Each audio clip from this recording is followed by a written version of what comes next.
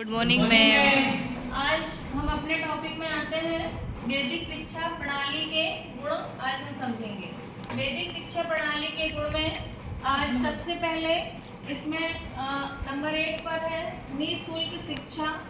Second शिक्षा का अर्थ। Third पे समझेंगे शिक्षा के उद्देश्य। फोर्थ नंबर पे आएगा शिक्षा की पाठचर्या और फिफ्थ नंबर पर है विशिष्टीकरण और यहाँ पर 6 नंबर पे शिक्षण विधियों का विकास बताया गया है। 7 नंबर पर है गुरु एवं शिष्यों का अनुशासित जीवन। 8 गुरुकुलों का उत्तम पर्यावरण संस्कार प्रधान जीवन और 9 पर है गुरु शिष्यों के मधुर संबंध। आज हम इस पे चर्चा करते हैं। तो देखेंगे कि वैदिक शिक्षा प्रणाली के गुण क्या हैं। यदि वैदिक प्रणाली को हम अपने देश में भारत की वर्तमान परिस्थितियों, आवश्यकताओं एवं आकांक्षाओं की दृष्टि से देखें तो उसमें निम्नलिखित गुण दिखाई देते हैं। सबसे पहला है निःशुल्क शिक्षा। निःशुल्क शिक्षा वैदिक शिक्षा प्रणाली में गुरुकुल शिष्यों से, गुरुकुलों में जो शिष्य थे उनकी शिक्षा निःशुल्क हुआ करती थी। गुरु कभी भी शिष्यों से पैसे फीस वगैरह नहीं लिया करते थे। उस समय इस व्यवस्था की पूर्ति राजा या जो धनी वर्ग के लोग थे वो किया करते थे, या जो शिष्य परीक्षा पूरी होने के बाद उनके घर जाते थे तो उस समय वो जो गुरु को दक्षिणा दिया करते थे उससे भी बच्चों को निःशुल्क शिक्षा दी जाती थी। अब आते हैं शिक्षा का अर्थ। सेकंड नंबर पे है शिक्षा का अर्थ। इसमें समझेंगे कि इस शिक्षा प्रणाली में छात्रों से अपेक्षा की जाती थी कि वे गुरुकुल शिक्षा समाप्त करने के बाद भी स्वयं अध्ययन करते रहें। मतलब जो शिष्य हैं उनकी शिक्षा समाप्त हो चुकी है उसके बाद भी वो खुद पढ़ने में, स्वयं अध्ययन करने में किसी भी तरह की कोई आलसी नहीं करेंगे। और उस समय मनुष्य जीवन में शिक्षा के साथ साथ बहुत सारे कार्यों का संपादन भी किया जाता था। गृहस्थ आश्रम में लोग अपना जीवन यापन करते थे और वन आश्रम में अध्ययन करते थे, वनों में जाकर अध्ययन करते थे, पढ़ाई करते थे वो उनकी, और जो अन्य लोग थे उनको भी शिक्षा का लाभ पहुंचाते थे। तीसरे नंबर पे आते हैं शिक्षा के उद्देश्य। शिक्षा के उद्देश्य में बताया है कि वैदिक काल में शिक्षा का उद्देश्य अति व्यापक था, बहुत ही बड़े रूप में शिक्षा व्यापक थी। उस समय शिक्षा से मनुष्यों का शारीरिक, मानसिक, आध्यात्मिक विकास किया जाता था। शारीरिक विकास, सुबह ब्रह्मचर्य मुहूर्त में उठना, गाय दोहना, पूरे गुरुकुल की सफाई करना, व्यायाम करना, ये सारी चीज़ें आती थी। मानसिक विकास में गुरु जो व्याख्या करते थे शिष्य सुनते थे। आध्यात्मिक विकास में बताया कि गुरु ऐसा कहते थे कि आपकी जो आत्मा है यदि वो परमात्मा से जुड़ती है तो आप आध्यात्मिक प्रवृत्ति के माने जाते थे। व्रत वगैरह, उपवास, ये सारी चीज़ें करवाई जाती थी। सामाजिक राष्ट्रीय कर्तव्यों का बोध करवाया जाता था। इससे चारित्रिक निर्माण, आध्यात्मिक विकास होता था। अब फोर्थ नंबर पर है शिक्षा की पाठचर्या। तो वैदिक काल में मनुष्य के तीन पक्ष प्राकृतिक, सामाजिक और आध्यात्मिक, 3 पक्ष बताए थे, प्राकृतिक पक्ष, सामाजिक पक्ष और आध्यात्मिक पक्ष। प्राकृतिक वातावरण पे गुरुकुल हुआ करते थे, वहाँ पे गुरुकुलों में गुरु और शिष्य पढ़ते पढ़ाते थे। और आध्यात्मिक में आत्मा और परमात्मा का संबंध था। सामाजिकता में संस्कार, शिष्टाचार, नैतिकता का संबंध था।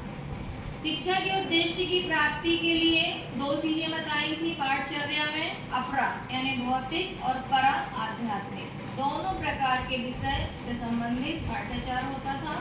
और अनिवार्य विषय थे। गुरुकुल शिक्षा प्रणाली में कुछ अनिवार्य विषय हुआ करते थे। प्राकृतिक, सामाजिक, आध्यात्मिक शैली पक्षों का विकास किया जाता था। अब आते हैं नंबर 5 में विशिष्टीकरण। विशिष्टीकरण में हमारे देश में उच्च शिक्षा के क्षेत्र में वैदिक काल के अंतर्गत विशिष्टीकरण का शुभारंभ हो गया था। पहले वैदिक काल में विशिष्टीकरण छात्रों की योग्यता, के आधार पर होता था, किंतु वैदिक काल में विद्यार्थियों के वर्ण के आधार पर होता था। 4 वर्ण निर्धारित किए गए थे। कौन कौन से थे? ब्राह्मण, क्षत्रिय, वैश्य और शूद्र। उनके आधार पर छात्रों की योग्यता का क्या होता था? वैसी शिक्षा दी जाती थी और उसी के अनुसार उनका विशिष्टीकरण होता था। अब आते हैं नंबर 6। नंबर 6 में दिया हुआ है आपको यहाँ पर शिक्षण विधियों का विकास। ये शिक्षण विधियों का विकास, इसमें बताया है कि शिक्षण विधियों का विकास वैदिक काल में गुरुओं ने शिक्षण का अनुकरण, मतलब जो टीचिंग, जो शिक्षण पढ़ाया जाता था उनको देखकर सीखते थे, सुनकर सीखते थे। व्याख्यान, प्रश्नोत्तर, विचार विमर्श, ये सब विधियाँ थी। और श्रवण, मनन, तर्क, प्रयोग, अभ्यास, नाटक, कहानी, ये सारी विधियाँ थी। जैसे आजकल अपने यहाँ होता है कि व्याख्यान विधि होती है, लेक्चर मेथड होती है, फिर प्रश्नोत्तर विधि होती है, विचार विमर्श, और रोचक, प्रभावी, दक्षतापूर्ण विधियों का उपयोग किया जाता था। इसके बाद नंबर 7 में बताया है यहाँ पे नंबर 7, गुरु एवं शिष्यों का अनुशासित जीवन। इसमें बताया है कि इस काल में गुरु शिष्यों के मध्य बहुत ही अधिक मधुर संबंध हुआ करते थे। वैदिक काल में गुरुकुल के नियम बहुत ही कठोर हुआ करते थे और शिष्यों को उन नियम के अनुसार ही जीवन यापन करना पड़ता था। गुरुओं के आचार विचार शिष्यों पर सीधा प्रभाव डालते थे। जो गुरु कह देते थे वो शिष्यों को हर हाल में निभाना ही पड़ता था। और आचरण के द्वारा ही शिक्षा दी जाती थी। नंबर 8 में आते हैं। नंबर 8 है, यहाँ देखें, नंबर 8 में गुरुकुल का उत्तम पर्यावरण और संस्कार प्रधान जीवन पद्धति थी। संस्कार प्रधान जीवन पद्धति थी। वैदिक युग में गुरुकाल प्रकृति की गोद में अधिकतर होते थे। यहाँ शुद्ध हवा, शुद्ध जल मिलता था, वातावरण एकदम शांत था। गुरुकुलों की दूसरी विशेषता संस्कार प्रधान जीवन पद्धति थी। गुरुकुल में प्रवेश के समय बालक का उपनयन संस्कार होता था, उसके बाद ही उसको प्रवेश दिया जाता था पढ़ाई के लिए। नियमित रूप से धार्मिक कार्यक्रमों के संपादन में उच्च संस्कारों का निर्माण होता था।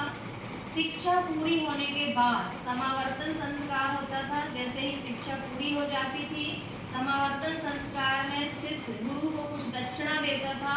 जो उसकी सामर्थ्य अनुसार शिष्य गुरु को दक्षिणा देता था उसको कहते थे समावर्तन संस्कार। शिक्षा पूर्ण होने पर फिर गुरु आशीर्वाद देते थे कि ठीक है, आपकी शिक्षा पूरी हो चुकी है, समावर्तन संस्कार हो गया है, आप गृहस्थ जीवन में प्रवेश कर सकते हो। इस तरह गुरु की आज्ञा लेकर शिष्य गृहस्थ जीवन में प्रवेश करते थे। उसके बाद वातावरण ऐसा रहता था कि एकदम शुद्ध रहता था, एकदम सुनसान शांत जगह में गुरुकुल हुआ करते थे, शोर शराबा नहीं रहता था। तो इस तरह से गुरुकुल का उत्तम पर्यावरण तथा संस्कार प्रधान जीवन पद्धति होती थी। अब आते हैं नंबर 9 में। तो नंबर 9 में बताया है कि गुरु और शिष्य के मधुर संबंध कैसे होते थे। तो गुरु और शिष्य के मधुर संबंध में वैदिक युग में गुरु शिष्यों के मध्य मधुर संबंध होते थे। गुरु शिष्यों की देखभाल करते थे, एक पिता के स्वरूप मतलब अपने शिष्यों से व्यवहार करते थे। आचरण पद्धति से उनका पूरा शिष्टाचार के तहत उनको सिखाया जाता था। और शिष्य भी गुरुओं का बहुत ही आदर करते थे, बहुत सम्मान करते थे और शिष्य गुरु के प्रति पूर्णतः समर्पित होते थे। और इसी तरह से पूरी शिक्षा प्रणाली में जो भी वैदिक कालीन शिक्षा प्रणाली है, गुरु जो भी कहते थे शिष्यों को पूरी श्रद्धा भाव से करना पड़ता था। तो ये हमने देखे वैदिक शिक्षा प्रणाली के गुण। तो इस तरह से पूरी वैदिक शिक्षा प्रणाली इस तरह गुरु शिष्यों पर निर्भर थी और वो अपनी वैदिक शिक्षा को इस तरह प्राप्त करते थे। ठीक है।